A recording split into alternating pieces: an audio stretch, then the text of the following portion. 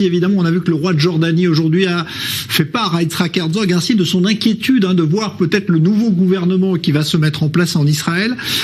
prendre des initiatives unilatérales, peut-être qu'il pense au statu quo sur le mont du Temple. Il y a une vraie inquiétude de la Jordanie à ce niveau aujourd'hui ? La Jordanie, effectivement, c'est pas la première fois que le roi de Jordanie exprime cette position. Mais on sait très bien que depuis 1967, il y a un statu quo qui n'a jamais changé,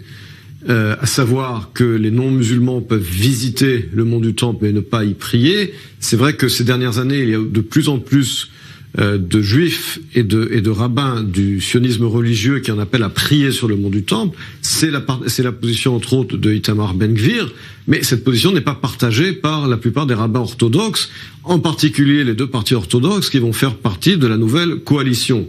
Netanyahou a été Premier ministre pendant 15 ans, il n'a jamais changé le statu quo pendant cette période, et comme je l'ai dit, dans sa future coalition elle-même, il y a de véritables dissensions théologiques sur cette question, et on a entendu les rabbins de orthodoxes israéliens critiquer très violemment Itamar Ben-Gvir pendant la campagne, en disant qu'il ne devrait pas aller sur le mont du Temple. Donc il y a des dissensions au sein de la future coalition, et le passé nous enseigne que Netanyahou ne changera pas le statu quo à ce sujet. Voilà,